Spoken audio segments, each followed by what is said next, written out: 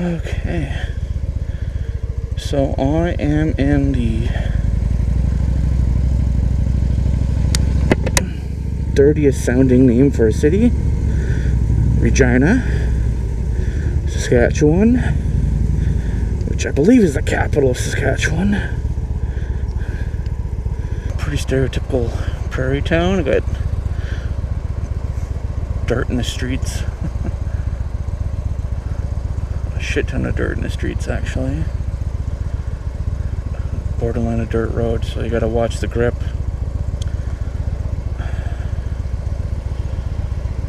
Hit a few spots where my back tire went squarely. It's kind of cool. They had a nice museum. It's just up there.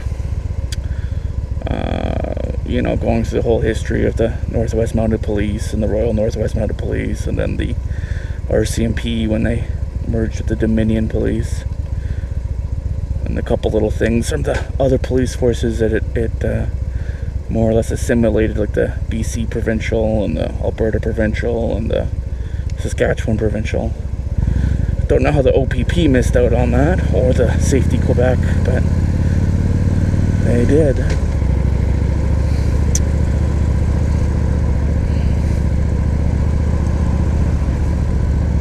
So if you know how Canada's kind of politics goes, you're not too surprised that Ontario and Quebec got their way.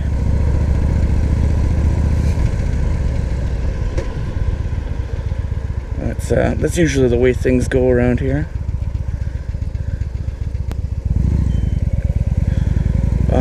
So yeah, I went and looked at the depot. Went and looked at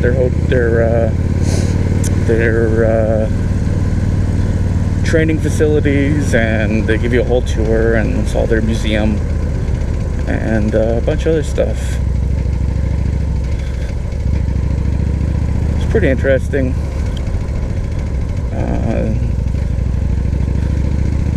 I learned they get taught how to do distractive driving. Actually do a whole course on that. So I guess that's why they can give you a ticket for distracted driving. They can be distracted. They've been trained on it, so I guess that's a decent amount of an excuse, I guess.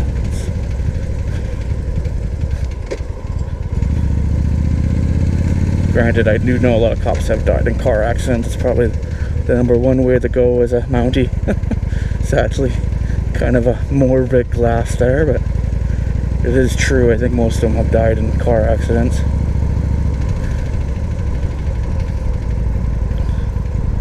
Which makes sense, since, you know, mostly what they do is high-speed stuff and driving. Which I think, like all cops, basically, it doesn't matter if it's NYPD or LA or whatever, CHIPS. The number one death of all cops is car accidents. Which is, you know, kind of, well, of course, it's the number one death of all people, really, I think, in North America, next to smoking and heart disease.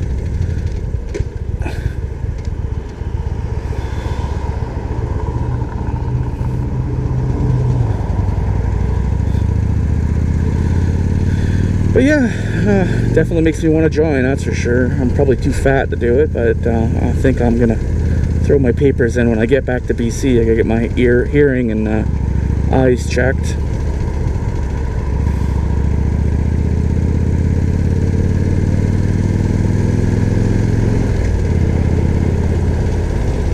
There's the museum, the Royal Saskatchewan Museum, which is free, so definitely go check it out. But it's a little small, a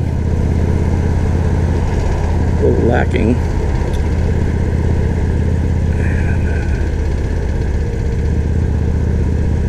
I decided I'm not going to check out Depot with the camera because there's one, not much to see, and you're not really allowed in there with bikes. And the museum's kind of cool, but that's about it.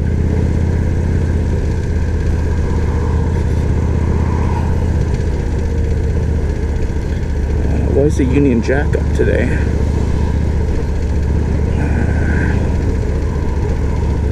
It's even at the Parliament. Is it Probably has something to do with like the Statue of Westminster or something like that, where Canada got its freedom. Well, not its freedom. It's always been pretty free, but I guess it's got its ability to choose external stuff. Yeah, UK Union Jack's up for some reason. What is it today? The 27th? I don't know. I have to look it up when I get home. Huh. Does Saskatchewan normally have the frickin' Union Jack up?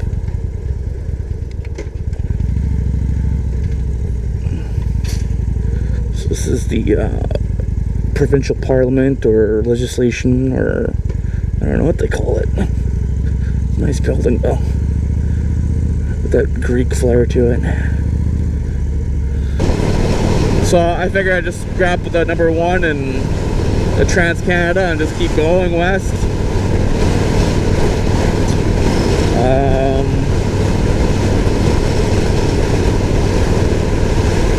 So yeah, trying to get to, well, Moose Jaw, I think.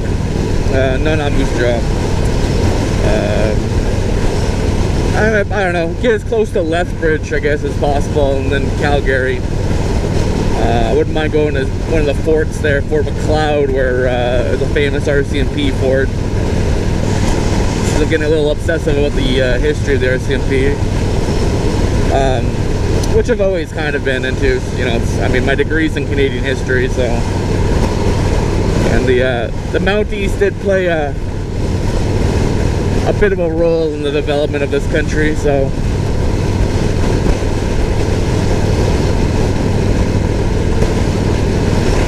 But yeah, it's a lot different than what I grew up in, which you will see on this little series of videos, because I'll be going through the Kootenays on my way back to Vancouver. But I'll stay there probably for a little while doing some videos. Granted, I got to contact the commissionaires about some jobs they called me, or they emailed me about, so I actually might be moving back to the Kootenays. We'll see what happens. But again, the first thing I'm going to do when I get back is apply for all the police and military stuff again. I got to practice for that test this time. I don't even know what the speed limit is right now.